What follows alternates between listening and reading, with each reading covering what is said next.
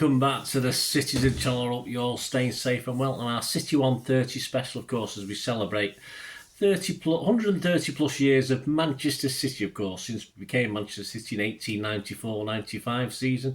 And this is a 24-25 season where I'm recording this. I don't know when you're watching it, but I never will.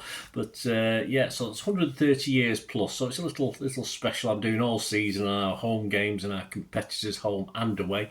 And today we're going to have a look at City at home to Spurs over history, from the very start as Manchester City to the very end, or as long, as recent as having a quick look at how Spurs are doing or who's in charge at the moment in 24-25 season.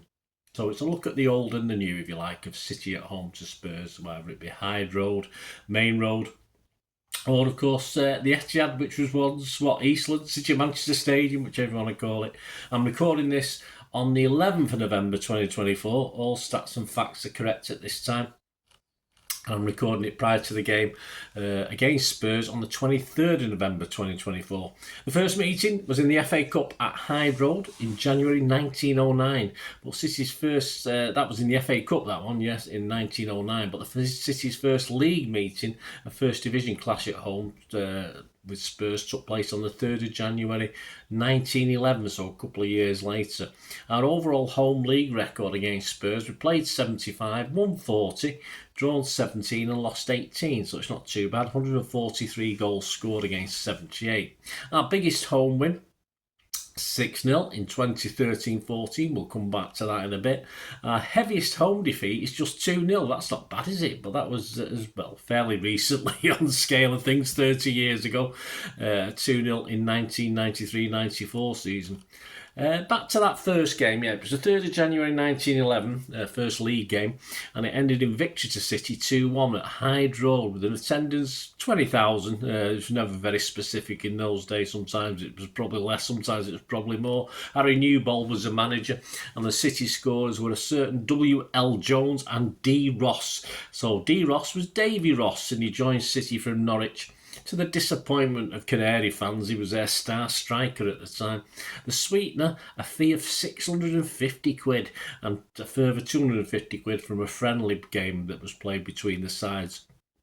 He wore the number 10 shirt for Norwich, but his time at City wore both inside forward shirts, number 10 and occasionally number 8.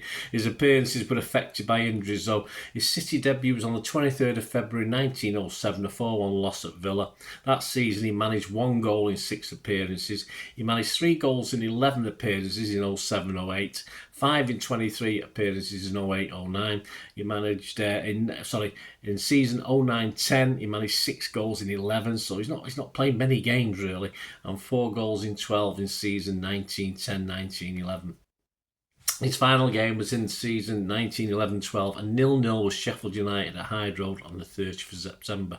The other goal scorer, was better known as Billy Lot Jones. He was a Welsh forward who played across the front, generally as an 8, a 9 or a 10, and he made 301 appearances, scoring 74 goals between 1903 until football was suspended for World War I in 1915.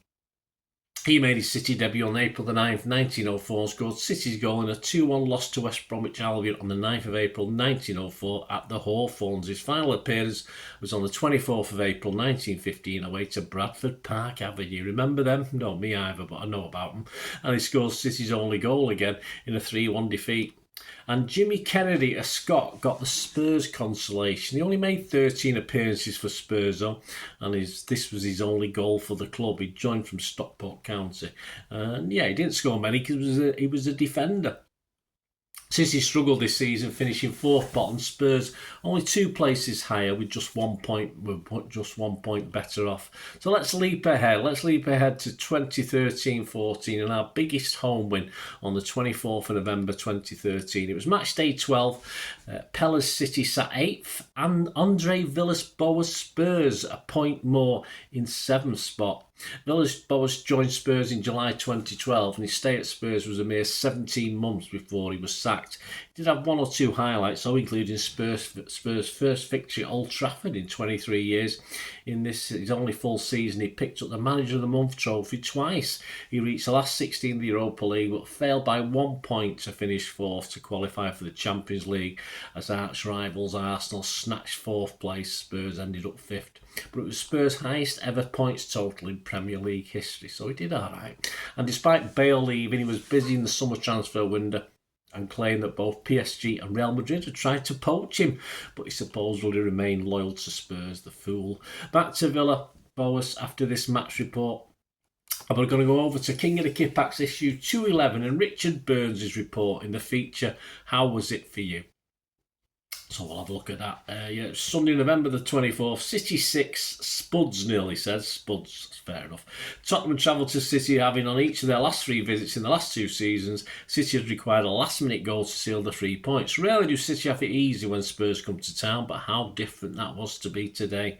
Being in sensational form individually and as a partnership, Aguero and Negredo once again started together up front, with David Silva still injured. The Blues will be looking for another big performance from Nasri, once again shouldering much of the creative burden. Nastasic and Demichelis starting defence, with City still keenly awaiting the return of Vincent Kompany. The game literally could not have started better for City. In the opening seconds, a poor clearance by keeper Lloris allowed Aguero to shoot from outside the box. Lloris palmed it away, but only as far as Jesus Navas, with his first touch 20 yards out and at an angle. The winger sent a brilliant finish straight over the Frenchman's head to give City a lead after just 14 seconds. It was an amazing goal, that one. In fairness to Spurs, they did muster a reasonable reply despite the shock of the incredibly early setback. They would create the next best chance as Lamela latched onto a ball across the home-side's box, and his effort had to be cleared off the line by Demichelis. City did manage to get a handle on the game again, though, and capitalise on an inept away performance from Spurs. After some good interchanging between Nasri and Kuhn, the ball fell to Negredo, who volleyed hard at goal. Kabul appeared to block it before it was rebounded back into the net by Sandro, his own goal doubling City's lead. City would further add to their lead before the break. This time Zabaleta released the impressive Jesus Navas down the right. He played a textbook low ball into the box, perfectly placed between the defenders and the goalkeeper, rendering them all almost unable to deal with it. Sergio Aguero kept up his impressive scoring form by expertly turning it into the net. City's half-time lead was commanding, and it was impossible to see a way it wouldn't get worse for Spurs.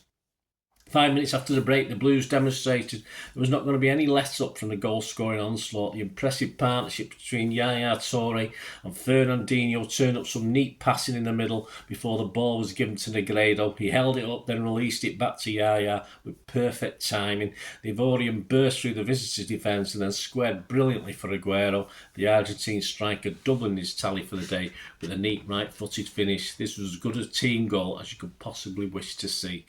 And if the crowd weren't already jubilant enough, they were given further reason to smile when City added a wonderful 5th goal after just 55 minutes. This time it was a solo brilliance from Alvaro Negredo, who, receiving the ball with his back to goal, produced a dazzling turn to leave Dawson looking a little foolish before finishing brilliantly into the top corner. There is one disappointment from this game. It's only that it then took until stoppage time for City to add another goal. City did completely control the rest of the game, but that 6th goal looked like it might not arrive. It finally did in the final throes of the match. A long James Milner ball went over the top of Dawson, leaving Navas with a free run on goal. The Spaniard stayed calm, and having opened the score in the first minute, he finished it in the last. This was another dominant, emphatic home display by City. Results like this serve to make the away defeats at relegation-threatened teams all the more baffling and frustrating. Here's hoping they sort it out soon. This impeccable home form deserves a series title challenge. We go Richard Burns with King of the Kippax there, so my thanks to them. And I did say we go back to Villa's Boas into the manager, and this defeat to City was followed by 2 wins and a draw in the league, but then a 5-0 hammering at home against Liverpool was enough for the board, despite also Spurs winning all 6 of their Europa Cup games that season, still sitting 7th in the league. On the 16th of December 2013, he left the club, probably by mutual agreement. Well, he was sacked after the 5-0 Liverpool loss. Spurs in 24-25, well, of course, Postecoglou's there now, isn't he? Remains at the helm, and yes, Spurs have been, Spursy, 7th in the league as I'm recording this, and they at least have a Carabao quarter-final to look forward to after dumping us out. They remain in the top 8, 7th in the Europa League 36-team table. Obviously, it's the same format as the Champions League, and despite a 3-2 loss, they're first after 3 wins against Galatasaray on the 7th of November. Although down to 10 men, they did manage to pull it back to 3-2. They were actually 3-1 down at one stage.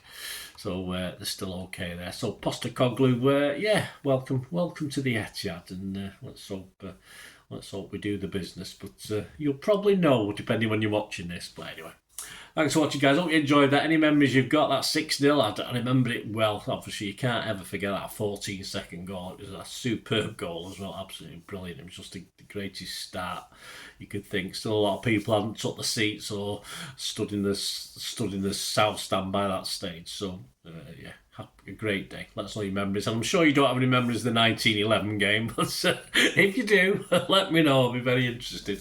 Thanks for watching, guys. Please, if you're not already subscribed, you enjoy what I try and do. It's like, as I said, I'm like a city magazine in vlogs. It is different things I try and put on the channel. Please subscribe, push that bell notification, give us a like. It's always nice to get likes, of course. And if you do check through all my City stuff, you'll see loads of film and TV stuff as well, another passion of mine. So if that's any interest, have a look at that. Or if you know somebody might be interested in that who's not interested in City, I don't know, they could not be interested in City, but give them a kick in my direction.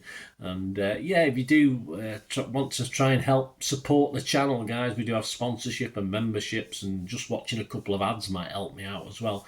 If you're interested in ways of doing that, please stay tuned. I hope you enjoyed the feature, and if you can support me through the subscription, if you can subscribe, guys, that'd be wonderful if you've not already done so.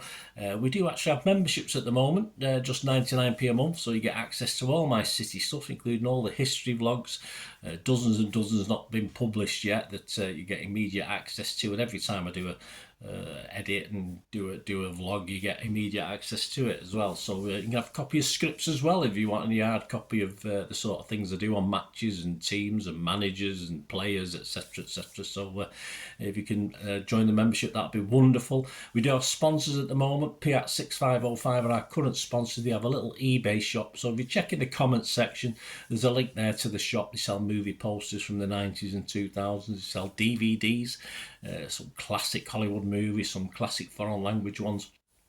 And if you do see anything you fancy on there, if you do place an order, just mention me, just say Bernard sent you, and you automatically get 10% reduction in the cost of your order. So fill your boots, guys, and my thanks to Piat6505. And if you want to support the channel just by watching the ads, that helps. Watch the ads, let them play through while you just have to check your phone or something, let it play out. And of course, if you follow any of the links, that always works as well. If you follow a link to one of the ads and you fancy something, I've done it myself. I've followed a link and actually purchased something from another organisation, but it can happen. It can happen. Not all ads are stuff you're not interested in. And of course, if you can give us a like, guys, that would be absolutely fantastic. All likes are much appreciated. Anyway, thanks for watching. Until the next time, of course, I only ever ask one thing, don't I? Please, I ask you all to stay safe, especially you Blues. Until the next time, come on, City. Bye for now.